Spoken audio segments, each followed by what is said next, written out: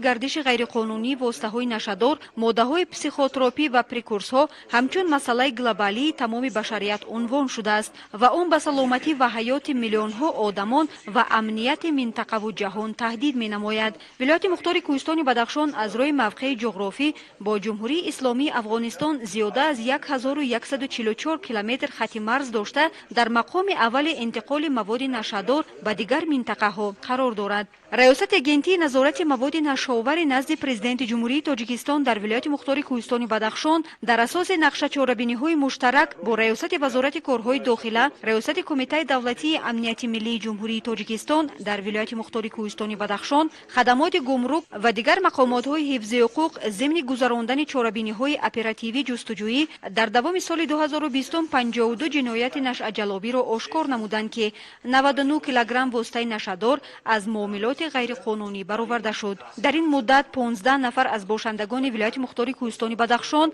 و بیرون از ولایت با جرم دست داشتن به معاملات و غیر قانونی مواد نشادور دستگیر کرده شدند.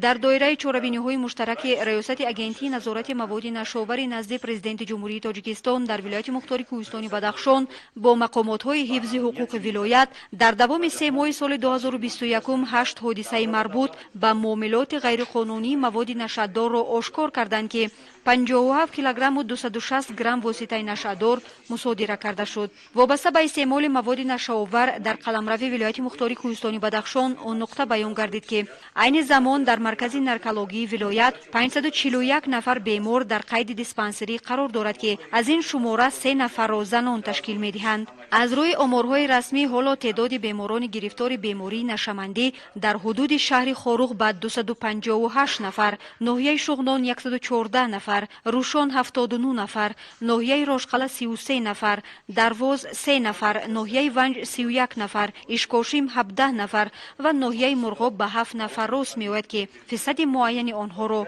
جوانان تشکیل می‌نمایند. سردار ریاست اگنتی نظارت مواد نشاور نزد پرزیدنت جمهوری تاجیکستان در ولایت مختار کوهستان بدخشان جهت برطرف نمودن کمبودی‌های جای داشته در سمت فعالیت شورا و اعضایان آن تکلیف و پیشنهادات سودمند را به میان گذاشت. رئیس ولایت مختار کوهستان بدخشان یادگار فیضف بهر پیشگیری حادثه‌های نشمندی و نشأه جلابی در حدود ولایت مختار کوهستان بدخشان اندیشه‌رانی نمود. گفته شد که 30% ساکنان ولایت مختار کوهستان بدخشان با جرم دست داشتن به معاملات و خرید واسطه نشادور در محبس قرار دارند که قسمت زیادی آنها را جوانان تشکیل می‌دهند.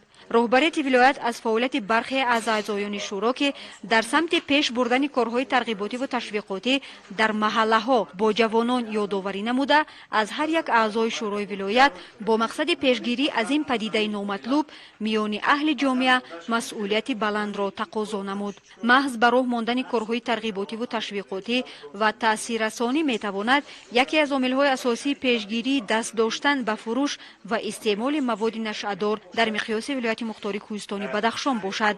رئیس ولایت مختار کوهستان بدخشان یادگار فیضف با یادآوری از سخنان پیشوای ملت پرزیدنت جمهوری تاجیکستان محترم امامعلی رحمان در مورد تولد کودکان معیوب که قسما با تاثیر استعمال مواد نشادور به دنیا می‌آیند، ریاست تندرستی و ساختارهای آن را نیز در این سمت وظیفه‌دار نموده جهت به راه ماندن کارهای ترغیباتی از مسئولین ریاست تندرستی ولایت نیز مسئولیت بلند را طلب نمود. سردار کمیته دولتی امنیت ملی جمهوری تاجیکستان در ولایت مختار کوهستان بدخشان ملکزاده محمد امام ضمن جلسه شورای هماهنگسازی قید نمود که در دوام 7 سال اخیر در مملکت 33 تن مواد مخدر کشف و مصادره کرده شد که 18 تن آن به منطقه‌های نزد سرحدی راست می‌آید. گفته شد که در مقایسه با 6 سال اخیر حجم معاملات مواد مخدر در مملکت از 6 تن به 4 تن رسید که آن البته تمایل به کاهش یابی دارد.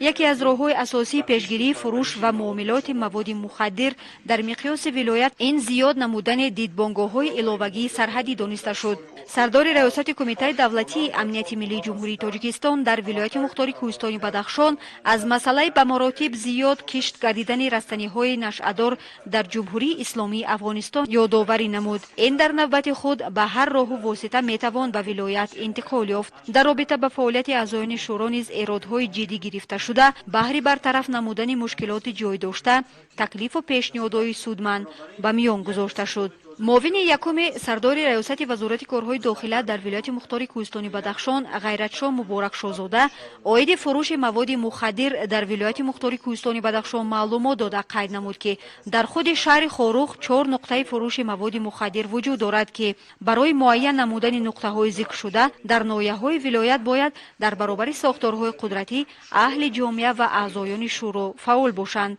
در رابطه به مسئله عملی سازی استراتژی ملی عاید به نظارت مواد نشابور در جمهوری تاجیکستان برای سالهای 2021-2023 سردار ستاد ریاست اگنتی نظارت مواد نشابور نزد پرزیدنت جمهوری تاجیکستان در ولایت مختار کوهستانی بدخشان حیدرزاده گیف فرمان پرزیدنت جمهوری تاجیکستان عاید به استراتژی ملی عاید به نظارت مواد نشابور در جمهوری تاجیکستان برای سالهای 2021-2023 که الکی به تصویب رسید به سهم اعضایان شورا رساند.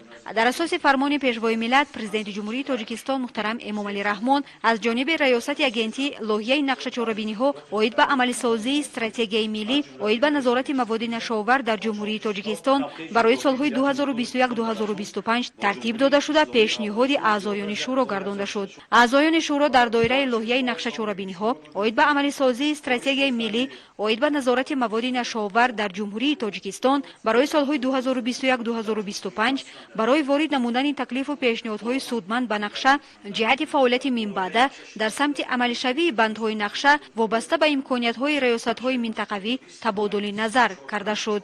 رئیس ولایت مختار کوهستانی بدخشان یادگار فیضف همچون رئیس شورای هماهنگسازی عاید مبارزه بر ضد مواد نشابور در ولایت مختار کوهستانی بدخشان برای بهتر به راه ماندن فعالیت شورا از هر یک اعضا مسئولیت بلند را تقاضا نموده وظیفه‌های مشخص را برای فعالیت منبعده معین نمودند. معاون رئیس ولایت ناصرزاده امیدجان و رئیس ناحیه روشن فرخداد خدایف از باغ و زمین نوبنیاد بازدید کردند و با دهقانان و باغداران صحبت نموده از وضع کار و مشکلاتشان آگاهی پیدا نمودند. زمان این موضع یک بیابان خشک و خالی بود و نه درخت داشت و نه علف. بعد آمدن 11 عائله از دهه رید و بنیاد منزل این موضع به تدریج سیمای خود را تغییر داد. در اختیار هر یکی از این عائله ها 20% قطعه زمین جدا شد. ساکن این موضع قربان علی قربانشاهیف گفت که سال روان در زمین نزد حفلگی باغ نو بنیاد کرد و 60 درخت بوثمر به شمول سیب و زردآلو و 4 مغز شناند. در آینده تصمیم گرفته است که شماره درختان را تا به 300 بیخ رساند. به علت پس بودن سطح دریای برتنگ هنگام آبیاری باغ کمی با مشکل روبرو است، اما میگوید این مشکل حل شونده است، زیرا دریای پرتغیان برتنگ در کنار باغش است و امکان آوردن آن توسط جویبار و یا قبرهای پلاستیکی وجود دارد. این ساکن دهه گفت که حکومت کشور برای ثمرناک استفاده بردن زمین نزد حفلگی همیشه تاکید میکند، زیرا کشت زمین نزد حفلگی و بنیاد باغ نه تنها برای تامین مالکان زمین از میوه و سبزیجات مساعدت میکند، بلکه آنها امکان دارند که از فروش آن مبلغ کافی به دست آورند. پرورش درخت زحمت زیادی را طلب نمی کند، فقط سری وقت اگر درخت را از آب تامین نمایی حاصل خوب به دست می آوری، اما 3-4 سال باید منتظر شد. بیشتر مردم می خواهند که در زودترین فرصت باید صاحب پول و مال شوند که این غیر امکان است. در ساحل دیگری دریای برتنگ یک خواجگی دهقانی نیز باغ نو را بنیاد می کند. سرور این خواجگی ابراهیمبک دولتبکов گفت که این زمین تخت و هموار است، اما کمی شوره‌زار است. برای به زمین حاصلخیز تبدیل دادن آن ضرور است که اطراف آن زهبورها کنده شود. پس از این بین قطار درختان امکان کشت علف بسیار ساله و یا سبزیجات را فراهم آوردن ممکن است. در مجلسگاه مقامات اجرایی حکومت دولتی ناحیه رشتقلعه ولایت مختار کوهستانی بدخشان با اشتراک سردار شعبه آگاهانی پیشگیری حقوق ویرانکنی بین نابالغان و جوانان ریاست وزارت کارهای داخلی در ولایت مختار کوهستانی بدخشان پادپولковник میلیسیا رستم شاهی مردانов و مسئولین شعبه آگاهانی پیشگیری حقوق ویرانکنی بین نابالغان و شعبه وزارت کارهای داخلی در ناحیه رشتقلعه با جوانان فعال ناحیه رشتقلعه ولایت مختار کوهستانی بدخشان واخوری سودمند برگزار نمودند. ضمن برآمد سردار شعبه آگاهانی پیشگیری حقوق ویرانکنی بین نابالغان و جوانان ریاست وزارت کارهای داخلی در ولایت مختار کوهستانی بدخشان از دستگیری‌های رهبر دولت و وزیر کارهای داخلی جمهوری تاجیکستان نسبت به جوانان قشرهای آینده‌ساز دولت و ملت یادآوری نموده قید داشت که در دوران صاحب استقلالی کشور محض با دستگیری همه‌جانبه اساسگذار صلح و وحدت ملی پیشوای ملت پرزیدنت جمهوری تاجیکستان محترم امام علی رحمان برای جوانان و نورسان کشور تمام شرایط فراهم آورده شده است. هر یک جوان صاحب تمدن کشور از آن فخر دارد که در وطن آباد و آسایشته حیات به سر میبرد و تحت غمخواری پیوسته پیشوای معظم ملت قرار دارد. ما جوانان فعال ناحیه رشتقلعه نیز در قطار دیگر جوانان همیشه در کارهای آبادانی کشورمان سهم نظررس خود را می‌گذاریم. در برابر همه اینها نیز رهبریت وزارت کارهای داخلی ما را همه‌جانبه دستگیری می‌نماید. امروز با ما کارمندان ریاست وزارت کارهای داخلی جمهوری تاجیکستان در ولایت مختار کوهستان بدخشان با ما ملاقات سودمند برگزار کرده در رفت ملاقات با ما درباره پیامدهای تروریسم و اکستریمیسم، پیشگیری شامل شوی جوانان به هر گونه حرکت‌های تروریست و اکستریمیسم و همچنین پیشگیری معاملات غیر قانونی مواد مخدر و دیگر مسائل مهم روز آگاه نموده‌اند. ما جوانان فعال ناحیه رشتقلعه قول می‌دهیم تا برای از خود نمودن حلم‌های محاصر سعی و کوشش به خرج داده و در آینده پرچمبردار دولت خود شویم. зикр шуд ки муттаҳид гардидани ҷавонони наврасони фаъол баҳри ободониву созандагӣ ва саҳмгузорӣ намудан ба пешрафту тараққиёти ватани азизамон таи чанд соли охир дар сартосари ҷумҳурӣ хуб ба мушоҳида расида. Дар ин замина ҷавонони фаъоли кишвар бо номи авангард таъсис дода шуд ки он низ яке аз ғамхориҳои навбатии роҳбари олии мамлакат нисбати қишри ояндасози кишвар ба ҳисоб меравад. дар баробари дигар минтақаҳои мамлакат фаъолияти гурӯҳи ҷавонони вилояти мухтори кӯҳистони бадахшон низ дар таъмини тартиботи ҷамъиятӣ ва пешрафту шукуфоии кишвари азизамон тоҷикистон ба ғоят бузург маънӣ дод гардид. дар давоми фаъолияти чандсола ҷавонони вилояти мухтори кӯҳистони бадахшон бо дастгирии вазири корҳои дохилии ҷумҳурии тоҷикистон ба дигар шаҳру ноҳияҳои мамлакат ва ба федератсияи Россия сафар намуданд. ҳадафи асосии сафари ин қишри ояндасози миллат ба дигар минтақаҳои мамлакат ва берун аз тоҷикистон ба зиёд намудани шумораи ҷавонони касбу кори гуногун аз донишҷӯ сар карда то омӯзгору соҳибкор ва муҳаққиқону олимони ҷавонро аз ҳар гӯшаи диёри аҷдодӣ ба ҳам оварда муттаҳиду муттафиқ гардондан арзёбӣ мегардад. ما نورسان و جوانان فخر از آن داریم که در چنین وطن آباد و زیبا عمر به سر میبریم. پیشوای معظم ملت پرزیدنت جمهوری تاجیکستان برای ما جوانان غمخواری میکند. ما جوانان در بسیار آزمون‌های جمهوریوی اشتراک نموده سزاوار جاهای افتخاری گردیدیم. ما نورسان و جوانانم باید وقت خود را بیهوده صرف نکرده به خواندن کتاب‌ها صرف نماییم و در آینده نامدار این وطن باشیم. ин гуна иқдомоти наҷиб сабаб шуд ки дӯстию рафоқат миёни ҷавонони минтақаҳои гуногуни кишвар тақвият ёфта ҷаҳонбинии онҳо васеъ гардида истодааст.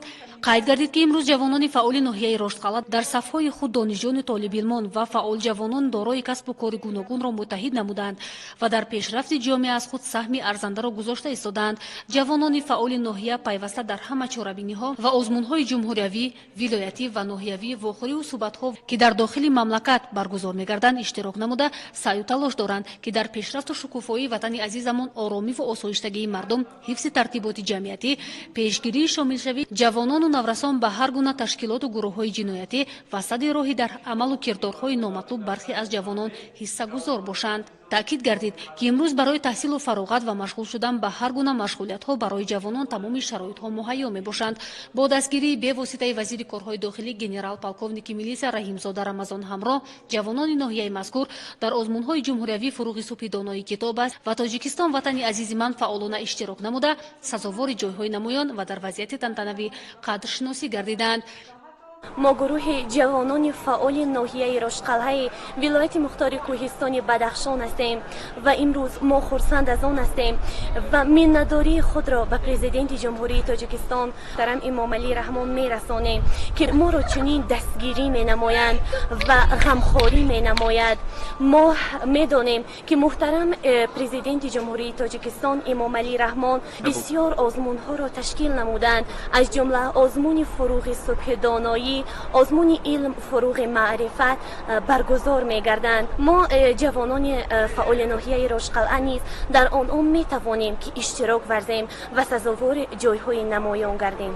дар навбати худ ҷавонони фаъоли ноҳияи роштқалъаи вилояти мухтори кӯҳистони бадахшон бо маърузаҳои пурмуҳтаво баромад намуда дар васфи ватан тоҷикистон шеърҳои баландмазмунро қироат намуданд. дар фарҷоми вохӯрӣ ҷавонони фаъоли ноҳияи РОШТКАЛА барои дастгириҳои пайваста ба асосгузори сулҳу ваҳдати миллӣ, пешвои миллат, президенти ҷумҳурии Тоҷикистон муҳтарам Эмомалӣ Раҳмон ба вазири корҳои дохилии мамлакат изҳори сипос баён намуда иброз доштанд, ки дар ҷавоб ба ин ғамхориҳои беназир кӯшиш хоҳанд намуд, ки ба ватан содиқона хизмат намоянд ва баҳри пешгирии шомилшавии ҷавонон ба ҳар гуна ҳизбу ҳаракатҳои тундрав ҷилавгирӣ хоҳанд намуд. Дар вохӯрӣ аз номи сардори раёсати вазорати корҳои дохилӣ дар вилояти мухтори Кӯҳистони Бадахшон наврасону ҷавонони фаъол барои иштирок ва ишғол намудани ҷойҳои намоён аз рӯи номинатсияҳои гуногун дар озмунҳои илмӣ маърифатии ҷумҳуриявӣ бо ифтихорнома сарфароз карда шуданд. дар натиҷаи гузарондани чорабиниҳои оперативӣ ҷустуҷӯӣ санаи 12 феврали соли 2021 аз ҷониби кормандони раёсати кумитаи давлатии амнияти миллии ҷумҳурии Тоҷикистон дар вилояти мухтори Кӯҳистони Бадахшон шаҳрванди ҷумҳурии Тоҷикистон Назиров Маҳмуҷон Маҳмадаминшоевич санаи таваллудаш 9 марти соли 1984 зода ва истиқоматкунандаи ноҳияи Дарвози вилояти мухтори Кӯҳистони Бадахшон ҷамоати деҳоти Қалаи Хум деҳаи Дуробак миллаташ тоҷик оиладор соҳиби 2 фарзанд бо 3 килограмм воситаи нашадор дастгир гардид. муайян шуд ки 10 феврали соли 2021 шаҳрванди ҷумҳурии исломии Афғонистон Шоҳ Маҳмуд валади Шоҳ Маҳмад маводҳои нашаварро аз қаламрави Афғонистон ғайриқонунӣ тавассути сарҳади давлатӣ ба ҳудуди Тоҷикистон интиқол додааст. Назиров Маҳмуҷон Маҳмадаминшоевич онҳоро гирифта бо мақсади ба шаҳрванди ҷумҳурии Тоҷикистон Юнусов Ёқубҷон Анваршоевич санаи таваллудаш 22 январи соли 1987 зода ва истиқоматкунандаи шаҳри Душанбе ноҳияи Шоҳмансур маҳаллаи Гулобод 2 хонаи 43 дода дар манзили истиқоматии худ пинҳон кардааст. шарики ҷиноятии Назиров Маҳмуҷон Юнусов Ёқубҷон дар ҳудуди шаҳри Душанбе дастгир гардида ба ҳабси пешакӣ гирифта шуд. ин маротибаи аввал нест ки Назиров Маҳмуҷон Маҳмадаминшоевич ба ҷинояти вазнин даст мезанад. тобистони соли 2015 аз тарафи мақомоти ҳифзи ҳуқуқ шарики ҷиноятии Назиров Маҳмуҷон Маҳмадаминшоевич шаҳрванди ҷумҳурии исломии Афғонистон Шоҳ Маҳмуд валади Шоҳ Маҳмад зимни қочоқи 15 килограмм воситаи нашадори бангдона дар ҳудуди ноҳияи Дарвоз дастгир гардида ба муҳлати 15 сол аз озодӣ маҳрум шуда буд. муҳлати ҷазои Назиров Маҳмуҷон Маҳмадаминшоевич дар асоси қонунҳои авфи солҳои 2016 ва 2019 қисман кам карда шуда ном бурда моҳи октябри соли 2020 пеш аз муҳлат ба озодӣ мебарояд. Назиров Маҳмуҷон Маҳмадаминшоевич баъд аз маҳбас озод шуданаш низ ба худ хулосаи зарурӣ набароварда дубора ба ҷинояти вазнин даст задааст. тафтиши парвандаи ҷиноятӣ аз тарафи раёсати кумитаи давлатии амнияти миллии ҷумҳурии Тоҷикистон дар вилояти мухтори Кӯҳистони Бадахшон нисбати Назиров Маҳмуҷон Маҳмадаминшоевич бо моддаҳои 200 қисми 3 бандҳои А, В, Г, Д муомилоти ғайриқонунии воситаҳои нашадор 289 қисми 4 банди А қочоқ ва нисбати Юнусов Ёқубҷон Анваршоевич бо моддаи 32 қисми 1 200 қисми 3 бандҳои В, Г тайёрӣ ба муомилоти ғайриқонунии воситаҳои нашадор кодекси ҷиноятии ҷумҳурии Тоҷикистон пурра ба анҷом расонида шуда ҷинояткорон ба гуноҳи худ иқрор шуда ҷинояти онҳо тасдиқ гардид. санаи 22 апрели соли 2021 бо ҳукми суди ноҳияи РОШТКАЛА Назиров Маҳмуҷон Маҳмадаминшоевич ба муҳлати 15 сол бо адои ҷазо дар колонияи низомаш сахт ва Юнусов Ёқубҷон Анваршоевич ба муҳлати 5 сол бо адои ҷазо дар колонияи низомаш пурзур аз озодӣ маҳрум гардиданд. нисбати Назиров Маҳмуҷон Маҳмадаминшоевич ҷазои ниҳоӣ дар намуди маҳрум сохтан аз озодӣ ба муҳлати 15 сол бо адо намудани ҷазо дар колонияи ислоҳии низомаш сахт таъин карда шавад. ва Юнусов Ёқубҷон Анваршоевич ҷазои маҳрум сохтан аз озодӣ ба муҳлати 5 сол бо адои ҷазо дар колонияи ислоҳии низомаш пурзур таъин карда шавад. рӯзи 23 апрели соли равон дар назди раиси вилоят шӯрои ҳамоҳангсозии мақомоти давлатӣ оид ба пешгирии нашамандӣ баргузор шуд ки дар кори он намояндагони сохторҳои дахлдор иштирок карданд.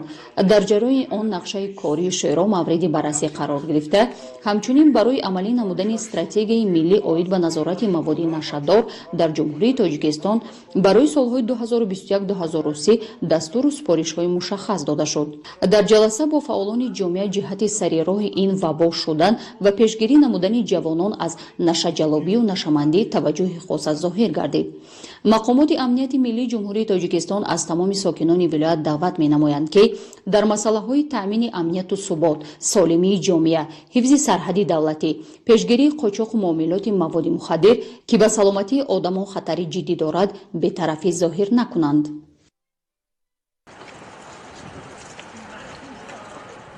معاون رئیس شورای جمعیتی حرکت وحدت ملی و احیای تاجیکستان در ولایت مختار کوهستان بدخشان قلمداریان حاکم سفر 5 مسئله مهم را بررسی کرد. از جمله درباره شورای جمعیتی حرکت وحدت ملی و احیای تاجیکستان هدف و وظیفه‌ها، شناسایی با قرارهای رئیس شورای جمعیتی حرکت وحدت ملی و احیای تاجیکستان در ولایت یادگار فیضوف، تصدیق رئیس، معاون و هیئت اعضای نو شورا در ناحیه روشن و تصدیق نقشه کاری شورای جمعیتی در ناحیه و انتخاب رئیس شورای کنسولان ناحیه روشن را به میان گذاشت. قلمداریان حاکم سفر از فعالیت 24 ساله این حرکت در رشد و پیشرفت تاجیکستان عزیز ابراز نظر نمود. تاکید شد که رئیس شورای جمعیتی حرکت وحدت ملی و احیای تاجیکستان را اساسگذار صلح و وحدت ملی پیشوای ملت پرزیدنت جمهوری تاجیکستان محترم امامعلی رحمان به ذمه دارد. واقعه فرابخش تاریخی برپا شدن جمعآمد مؤسسان حرکت وحدت ملی و احیای تاجیکستان بود که 18 ایول سال 1997 در تئاتر اپرا و بالت به نام استاد صدرالدین عینی اعضایان را به هم آورد. در جمعآمد مؤسسان با در نظر داشت خدمت‌های شایسته در راه پرمشقت استقرار صلح و صلاح وحدت و آشتی ملی یک پارچگی سرزمین پرزیدنت جمهوری تاجیکستان محترم امامعلی رحمان را رئیس شورای جمعیتی حرکت وحدت ملی و احیای تاجیکستان انتخاب کردند. پیشوای معظم ملت محترم امامعلی رحمان در آن زمان مشکل ضمن سخنرانی خود مقصد و وظیفه‌های شورای جمعیتی حرکت وحدت ملی و احیای تاجیکستان را به حاضرین شرح و توضیح داد. تاکید نمود که ما در صف این حرکت بهترین فرزندان خلق را دیدن می‌خواهیم. آنها را دیدن می‌خواهیم که ننگ و ناموس وطنداری در مغز جانشان نهفته است. شخصیت‌ها را دیدن می‌خواهیم که یک دل و یک زبان و یک روحند و یک کف خاک دیار عزیز را از مال و ثروت و کرسی و منصب اولاتر می‌دانند. بعد معرفی نمودن دستاوردهای ارزشمند شورای جمعیتی حرکت وحدت ملی و احیای تاجیکستان در ناحیه را با پایداری صلح و ثبات و رسیدن به آرمان‌های ملی، اعضایان شورای جمعیتی را به ترغیب هرچه بیشتر نعمت ارزشمند آرامی و آسودگی تاجیکستان صاحب استقلال روانه کرد. امروزها کم نیستند آن خواجگان زرخرید خائن دور از وطن افتاده ما که با سیاست سازنده رهبریت دولت و ملت و پیشرفت مملکت را نادیده گرفته با افکار جاهلانه خود به این وطن و ملت در سامانه‌های اجتماعی سنگ ملامت میزنند. ما و شما پیروان اصیل این حرکت در همه وقت میان نورسان و جوانان و شبکه‌های اینترنتی استودگری نموده پیوسته کارهای فرماندهی را گسترش بخشیم و نگذاریم که سالهای 90 عصر گذشته را دوباره تکرار سازیم.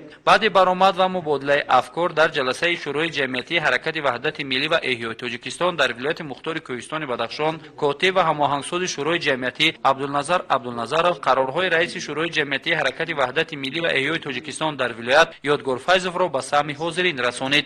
در ادامه جلسه تصدیق رئیس، معاون و هیئت اعضای نو شورا در ناحیه روشن و تصدیق نقشه کاری شورای جمعیتی و انتخاب رئیس شورای کنسولان ناحیه را انتخاب کردند. سابقه دار ناحیه روشن اطراف جهد و تلاش‌های دولت حکومت مملکت در سمت رشد پیشرفت ولایت و موفقیت‌های 30 سال اخیر به دست آمده را از تلاش‌های خسته‌ناپذیر پیشوای معظم ملت محترم امامعلی رحمان عنوان کردند. ضرور شمرده شد که از اعضایان شورا از هر وقت دیده هوشیار و زیرک باشند و پیوسته در واخری و ملاقات جهت به راه راست هدایت کردن ساکنان ناحیه روشن یکی از سمت‌های کار شورای ناحیوی معنی داد گردید. عبدالنظر کاتب و هماهنگساز شورای ولایتی از اوضاع کنونی جامعه جهانی به حاضرین مثال‌های واضح و روشن آورده از هر یکی آنها دعوت به عمل آورد که در میان ساکنان ناحیه روشن دستاوردهای استقلالیت دولتی جمهوری تاجیکستان و نعمت ارزشمند کشور وحدت ملی را پیوسته ترویج نمایند. در انجام رئیس شورای جمعیتی حرکت وحدت ملی و احیای تاجیکستان در ناحیه روشن دادی خدایف رئیس ناحیه از مهمانان برای راه اندازی چاره‌بینی اظهار منتداری نموده در آینده بهر زنده نمودن کار این حرکت مسئولیت بلند را به عهده گرفته برگزار کردن چاره‌بینی ها را با دوره وسیع ساکنان ناحیه روشن و منفعت کار دانست. در کنفرانس بخشیده به 110 سالگی شاعر معاصر تاجیک قهرمان تاجیکستان میرزا ترسونزاده، کارمندان مقامات اجرایی حاکمیت دولتی ناحیه، آموزگاران و طالب علمان مؤسسه‌های تعلیمی شرکت ورزیدند. در ابتدا رئیس ناحیه عبدالرحمنزاده سید بوران سید رحمان عاید زندگی نامه استاد میرزا ترسونزاده برآمد نموده قید کرد که میرزا ترسونزاده یکی از مشهورترین شاعر عصر 20 به حساب رفته، در برابر فعالیت ادبی اینچنین در پایداری دوست خلق‌ها در خاور میانه سهم مناسب گذاشت. خدمت شاعر در انکشاف زبان تاجیکی خیلی کلان و شایان تحسین می باشد. محققان به زبان آثار میرزا ترسونزاده بهای بلند داده ذکر می نمایند که روانی و سوفتگی زبان و اسلوب میرزا ترسونزاده یکی از عامل‌های اساسی موفقیت‌های ایجادیش به شمار می رود. او شاعر ذکی بوده، اثرهای ادبیات کلاسیکی تاجیک هم زبان خلق زبان زنده را با دقت آموخت. املای زبان و لغت‌های موافق را انتخاب کرده ماهرانه استفاده می برد. رئیس ناحیه تاکید کرد که امروز باید جوانان نورسان بیشتر به مطالعه کتاب‌های بدیعی مشغول گردند. سرمتخصص شعبه رشد اجتماعی و رابطه با جامعه دستگاه رئیس ناحیه دروز عبدالله زاده پاچابیبی عرض داشت که فعالیت ایجادی میرزا ترسونزاده از سال 1930 سر می شود و اولین مجموعه شعرهایش به نام پیک ظفر از چاه برآمد. سپس چندین شعر و داستانها را که غایه وطنخواهی و وطن پرستی داشتند به تب می رساند. میرزا ترسونزاده شاعر وطن پرور بود، بنابراین بهترین صحیفه های ایجادیش به وصف وطن و مردمیان بخشیده شده است. او همچون مبارز و ترغیبگر صلح امانی و غایه‌های اینترنشنالی بارها سفرهای خارج نموده در راه مستحکم گرداندن صلح و دوستی مملکت‌های غرب و شرق خدمت‌های بی‌نظیر کرده است. سال 2001 میرزا ترسونزاده با عنوان عالی جمهوری تاجیکستان قهرمان تاجیکستان سرفراز شده است. خیر نمودن ضرور است که با دستور راهنمایی به واسطه پیشوای محبوبم و محترم امامعلی رحمان امسال جشن 110 سالگی قهرمان تاجیکستان میرزا ترسونزاده تجلیل می شود. تجلیل آن در آستانه 30 سالگی استقلالیت دولتی همچون رویداد خیلی مهمی فرهنگی در حیات کشورمون ارزیابی می‌گردد و چارابینی‌های وابسته به جشن این سیمای درخشان ادب و فرهنگ باعثی باز هم مستحکم شدن وحدت و خودشناسی ملی می‌گردد. در هفته هم اشتراکداران راجع به موقع و منزلت اشعار ابدزنده شاعر میرزا ترسونزاده تبادل نظر کردند. در چاره‌بینی خوانندگان و آموزگاران شعبه چراغ معرفت مرکز شرکت ورزیده، نخست استادان دایر به حیات و فعالیت شاعری صلحگرا برای اشتراکداران معلومات منظور نمودند. گفته شد باعث خوشبختی ملت تاجیک است که شعر شاعرای این ملت از جمله اشعار میرزا ترسونزاده در سراسر عالم طنین انداز بوده تا ابد باقی خواهد ماند، زیرا شعر او پرچم افتخار و شرف، هدایت بهر مبارزه و پیروزی هاست. موضوع ایجادیاتش فراگیر زیست و زندگانی و احوال مردم زحمتکش و جفادیده شرق بوده، همچنین ترنمگر صلح و ثبات و دوستی خلقها می باشد. همچنین قید گردید که برای ابدی گرداندن خاطر شاعر، خانه ادیبان اتفاق نویسندگان تاجیکستان، دانشگاه صنعت و هنر ناحیه ریگر، اینچنین یکی از قله‌های بلند پامیر به نام ترسونزاده گذاشته شدند که از ارجگذاری خلق تاجیک به بزرگی استاد درک می‌دهد. در تمام مؤسسه او امروز او به مناسبت 110 سالگی شاعر و قهرمان تاجیکستان میرزا ترسونزاده چاره‌بینی او برگزار گردیده استادند. مؤسسه دولتی مرکز تحصیلات علاوگی نیز تصمیم گرفت که به مناسبت این شاعر در تالار مؤسسه دولتی تحصیلات علاوگی چاره‌بینی دایر گردید. در چاره‌بینی مذکور تمام رهبران شعبه چراغ معرفت سهم خود را گذاشتند. در جریان چاره‌بینی خوانندگان از ایجادیات شاعری وطن پرور میرزا ترسونزاده پارچه‌های شعری را در وصف مادر، وطن و صلح و دوستی قرائت نمودند. تا توانی دستان را گم مکن، دستانی مهربان را گم مکن. در جهان به دست بودن مشکل است، مشکل آسان کن کسان را گم مکن. بهار آمد زی عمرم باز یک سالی دیگر بگذشت. تمامی زندگی آیسته از پیش نظر بگذشت. به مثل گشت و ناخون همیشه با وطن بودم، اگرچه نصف عمری بهترینم در سفر بگذشت. باید گفت برگزاری چنین چاره‌بینی ها میان نورسان و جوانان برای از خود نمودن میراث بای و غنی نیاگان و ارج گذاشتن به ارزش های اخلاقی و معنوی ملت مساعدت خوب دارد.